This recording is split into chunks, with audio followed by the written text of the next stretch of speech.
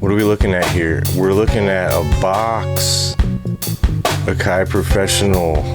Underpowered specifications and the limited operating system performance of the MPC Live 2. Everybody is complaining about it. I'm in all the MPC blogs.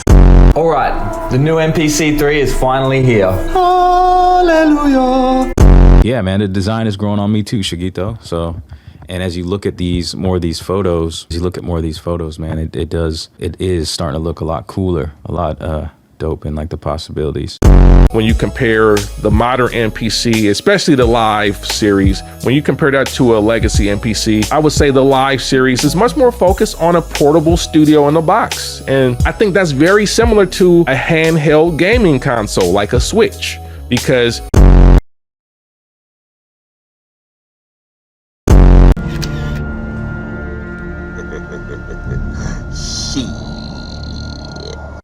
What up, people? So I thought it'd be a good idea to start out the video, this review with an unboxing. I'm not a fan of doing unboxing videos, but seeing that people were inquiring about the box and how it would look like, and people were doing reviews and leaks about a box, why not just do an unboxing part of the video? Big shout out to all my fellow content creators or whatnot.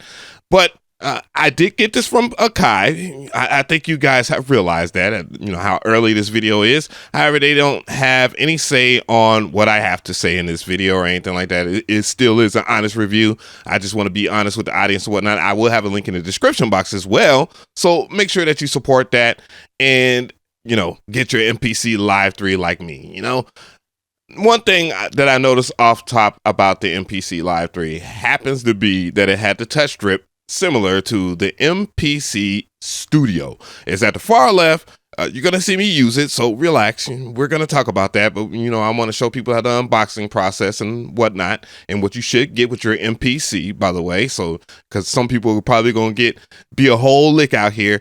It does come with a cleaning rag, by the way. Make sure that you read the stuff that comes with it, so that you know how to take care of your MPC. I know people will say, man, I bet your MPC Live 2 would have appreciated a cleaning cloth. I did clean it. It is what it is. I'm down and dirty with these beats, but you can see it comes with the power cord. You need that power cord so you can charge it, because it does have a lithium ion battery. It's fully portable. It has a microphone that sits dead center of the speakers that we already know from the MPC Live 2. We will get those opinions about the speakers or whatnot, but my first impressions out the box is that it sounded very good. The screen in itself is the same 7-inch screen. I don't know if it's really brand new or not. It wasn't confirmed or whatever, but it feels about the same, which I never had a problem with it in the first place. At the left side of the screen, you have the power button, the power supply, where you can plug it in and power up your MPC, charge it up and whatnot, because it does have a lithium ion battery in it, like the Live 2. You have a USB Type-C port that can send and return audio to it. So it can receive audio from, and mind you, from Apple products or anything else that has Type-C, and it can send it out to a DAW. You have your slight USB ports right over here, so you can plug stuff into it. You have MIDI in, then you have MIDI out. You also have CV and gate at the top, and the SD card is still here to stay. You have a phono in, so for your turntable, you can plug up a turntable with the grounder, and then you have these new audio in ports, which is similar to the MPC X and the XSE. That is brand new. So 1/4-inch XLR jack, so you can plug up a microphone. Now you also have this right here, where you can send multiple outs to different sources of your choice. And then you have your main outs right over here. So if you have studio monitors or something like that, you want to have a big smorgasbord for your MPC, you can. You have your speaker on and off, which is similar to the MPC Live 2, and then your headphone jack, which is 1/4-inch. Just so people can see the difference between the MPC Live 2 and the MPC Live 3. The Live 2 is right in front of us, while the MPC Live 3 is behind it. And I can tell you right now that the MPC Live 3 is slightly bigger than the MPC Live 2. It is crazy how they are slightly bigger, just slightly, even though the MPC Live 3 offers a whole bunch more than the MPC Live 2. One thing I did notice, that there is no recording volume on the MPC Live 3 like it is on the MPC Live 2. That is much different. And you can see the differences as in the USB, I believe, to Type A. So you have the Type B to Type A is gone clearly. And I much prefer to have this right here, which is the Type C. So you can see that there's no longer a link. So you can't plug up an Ethernet cable to your MPC Live 3. I don't think that's a big deal. I promise you it ain't. And you can see the difference in the other outputs too as well. It does have a Kensington lock like the MPC Live 2. And then you can see it has about the same outputs as well. So you're getting pretty much the same package, but with some brand new, well thought out things. And of course, the audio ins is totally different than the audio ins of the MPC Live 2. There's the audio ins right over here. So all of that has been rearranged so that you can get a good view, or at least what my table can give. You can see that the MPC Live 2 is a tad bit smaller. It's a tad bit smaller. They're pretty similar in size. I'll give a side view or whatnot. Here's another view from the side. You can see that is a whole different redesign. I love this new look of the Akai Professional logo. And you can see that the Live 2 is a tad bit shorter than the Live 3, but I believe the Live 3 is a tad bit thinner. And here's another angle for the top-down view so you can see the length of the MPC Live 3 in comparison to the MPC Live 2. Let's go ahead and get blessed with the turning on experience here. So let's turn it on for the first time. Ooh, that thing had a fan to it, boy. Not this joint has the same damn CPU as my damn laptop. Let's start off talking about the biggest elephant in the room, which are the pads. Now, you already know that people have been talking about the pads, and, I've seen someone post that it looks like Simon and whatnot, and I thought it was funny, but it's really not funny when you look at what it can do. So these different sections are called quadrants. So if I was to mess with this pad, which is the sample, I can have different parts of the sample on each quadrant. And along with that, you can slide your finger and you can express how you do things there. So if I was to finger drum and I'm getting tired, I can just hold down this pad. So you're going to see a lot of people call people out, fraudulence and all that stuff. And it won't really matter if you're just doing your performance, but it's just a tool. And this snare as well implements that aspect as well.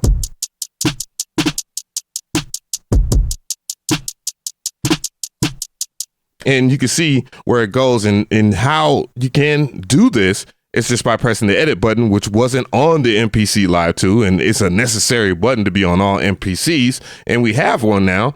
You can go into your effects, tab over to your effects again, and then you can see the quadrant option right over here, and you can change the expression. You can turn it on and off. And mind you, you're not forced into your quadrant, okay? So if you wanted to change the quadrant, you wanted to change the dynamics of it, you wanted to change the count, you can do so.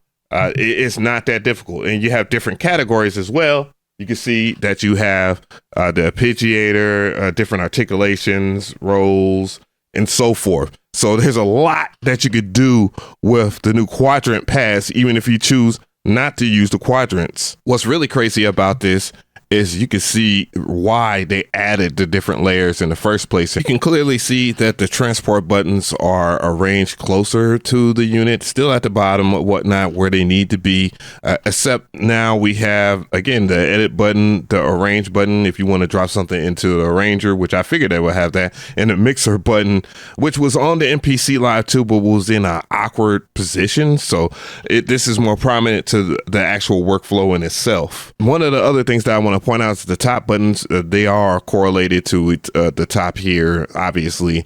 And instead of a browse button, which used to be down here, is up here, and it's called load. Speaking of which, let's go ahead and load up a new project. So I have this track up now. And we're going to talk about this side right here. I'm going to press the new location for the track mutes. And we're going to talk about this section right over here. Again, so touch strip, things that it can do. Well, one of the things that it can do is mess with the track level.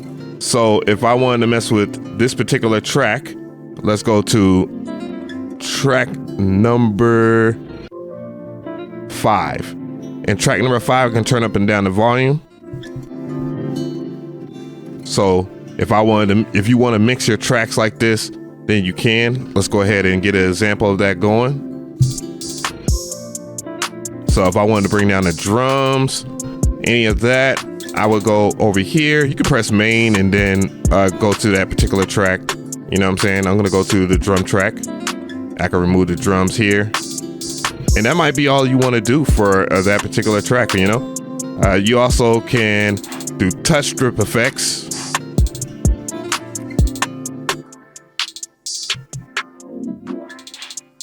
That's dope. You have multiple track effects too, so you don't necessarily have to go with one. You can make it do notes. You can lock it into a scale. You can do pitch bend. So if I was to go to a certain track over here, let's go to this track, the bass.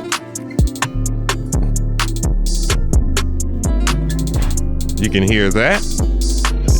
You can have MIDI wheel, which is something the MPC needed.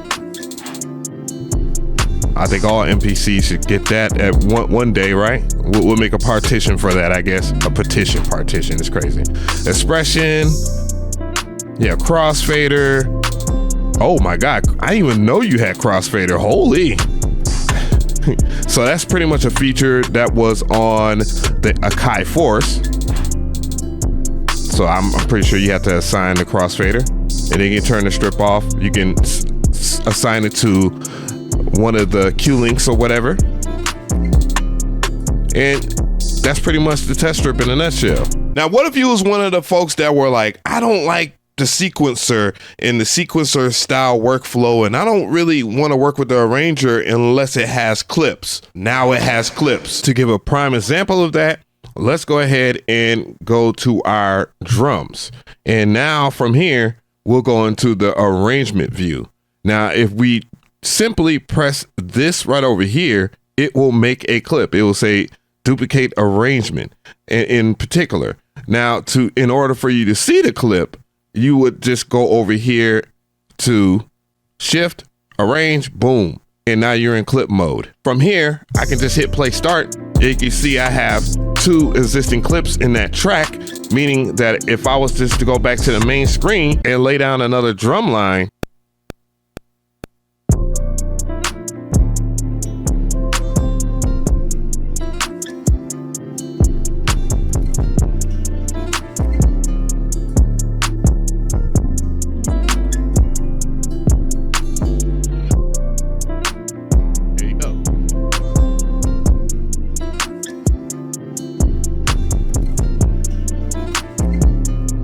I'll go back to arrange. I can turn overdub off. And I can intertwine between the two.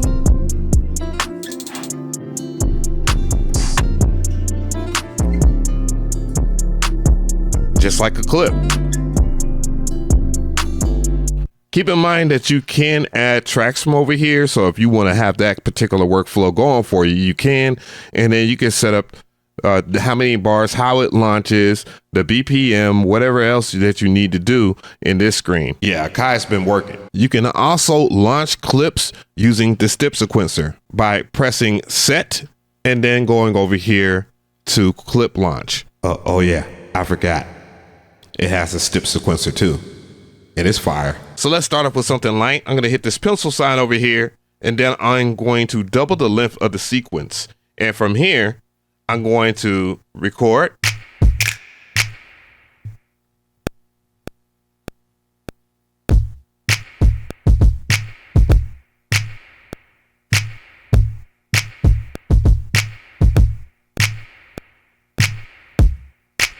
Now let's just say I can't tap in hi-hats. Well, you no longer have to worry about that because you have the step sequencer up here. So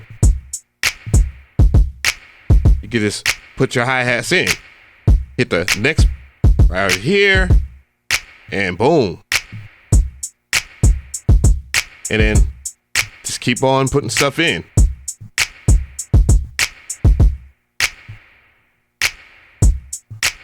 Something light. And from here, we can just take this a step further, and let's go and press set, step edit.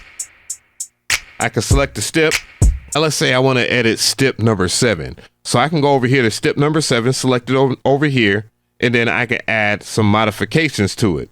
From the modifications, the modifiers here, I can select the step there if it's not obvious, but you can go to your events. You can choose ratcheting. Let's go ratcheting. And you can hear it slide. You can also do probabilities per step too as well. You can also adjust the velocity of your hi-hats and not just your hi-hats, of anything that you have in the step sequencer. You can also choose to follow too. I did not do that during this demonstration, but you're able to make sure that it free flows when you're entering stuff in. And it doesn't matter if you're recording or if you're not. And if you're wondering, yes, the answer is yes. The old step sequencer is in here. So that way you can mess with the pads and turn stuff on and off the way that you would in any previous version. But that wasn't what I wanted to talk about. I wanted to talk about the new way you can sample on the MPC. Mind you, all you need is this cord that they provide with you, which is a Type-C cord, which means that you can control MIDI and audio through the Type-C cable.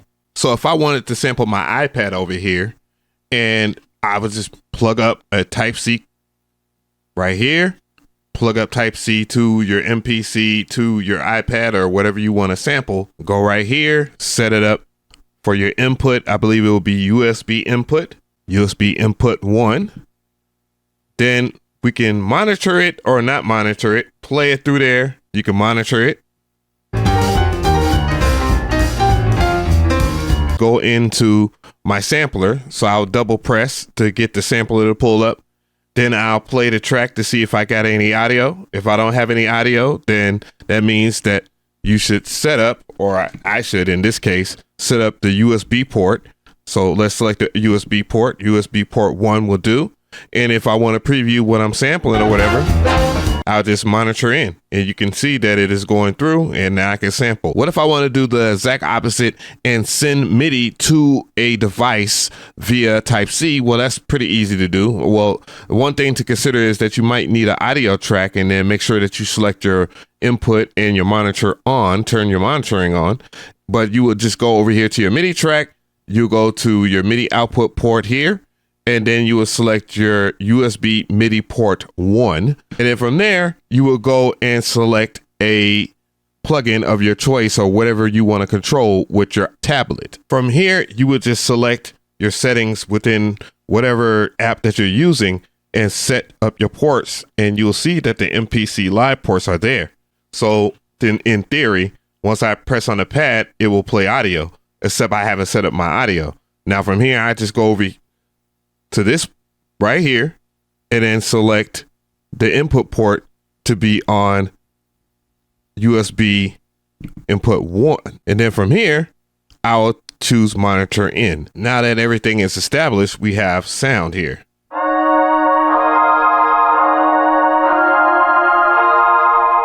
And I'll make sure that you see that I'm selecting a preset. So let's select a preset in any way possible here. iPad gang, where we at? We're here. And that's not all either. You can also set up multiple outs within your DAW. You can see that there's logic on the screen. You can set it up using your mixer, and you can only have up to 24 tracks. However, that's still a lot of tracks if you even go that route. Also, you can record right back into the MPC and just sum all of your stuff back into it, just like you would in a, I don't know, what is it called? Digital Performer? You remember those days? If you don't worry about it. That's just old people talking.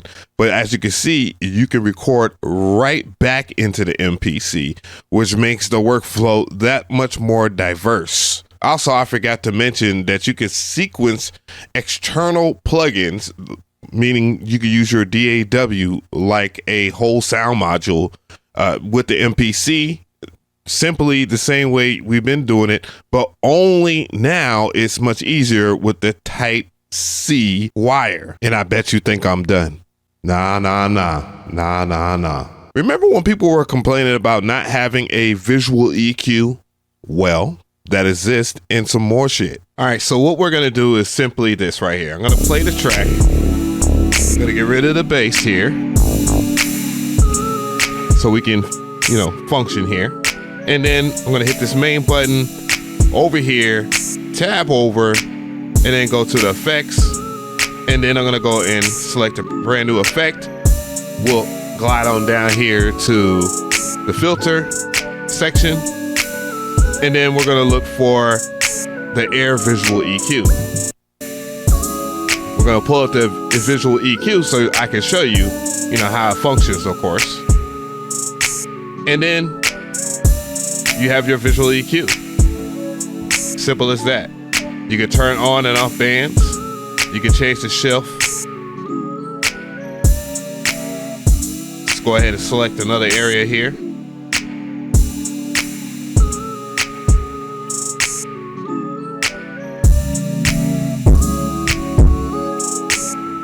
And you can see it, or you can actually hear it work, but you can see it too. So this is the utility plugin right here. And then I'm going to go out and show you the Reverb Pro. It has some nice features to it.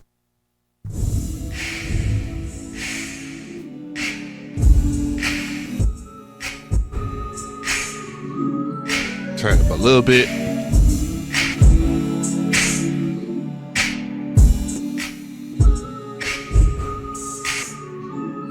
There you go, right there. Also, there is pro stem separation, meaning that the quality will be much higher than what it was on the MPC Live 2.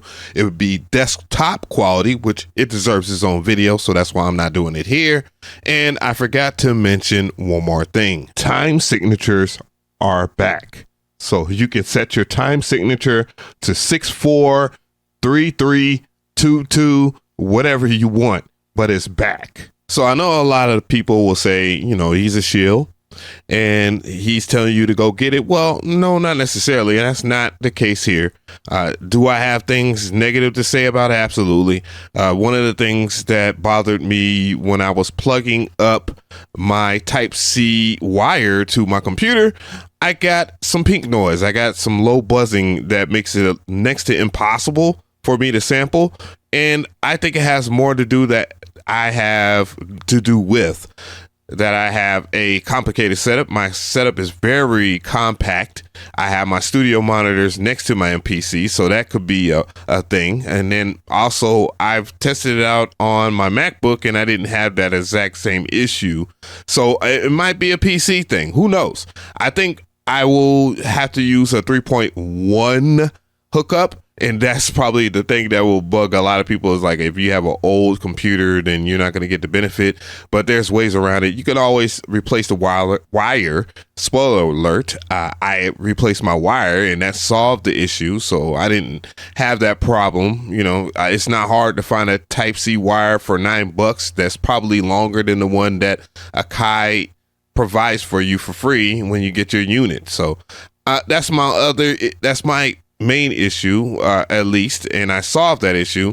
My other issue that I know a lot of other people will probably say is, oh, well, I want a tilt screen on my MPC. If it has all that, well, why not a tilt screen? I mean, obviously, design-wise, that will look disgusting. I've seen people put like a tilt screen on there. I think the best solution for that is to buy a MPC stand from Analog Cases, link in the description box. You have seen me use it in this video, and I will continue to use it when I want to make beats, not for you guys, but for myself and maybe perhaps for entertainment purposes. But overall, I think that the MPC at the price of $1,700, which I thought initially, because there was a video that I put out earlier that got deleted somehow, that disappeared. I said in that video that the price was right, or if not better than what I thought it would be. And I still think that way as I'm learning more things about the MPC Live 3, because it is a bit different than the MPC Live 2. And I know some people will probably say, well, I'm going to stick with my MPC Live 2. Well, good for you. I'm not. You can tell by the speed of how things pull up alongside with the quality of stems and time stretch, because time stretch pro is a thing too, only on the MPC Live 3. The quality is on the up and up. But of course, you know, you guys, if you want to rock with your MPC Live 2, I'm not mad at you. I'm not going to say anything. I'm not going to tease you or anything like that. You just won't be getting the pro versions of a lot of the things. And, you know, I guess that would be one of the biggest hangups for a lot of people with this unit. But honestly, I think it's a good unit. I definitely want to hear from you guys how you feel in the comment section, because I know you guys have been waiting as long as me to present this, and this is past me talking. Future me will be doing a whole lot more. And yes, I will have a masterclass ready for you guys as well.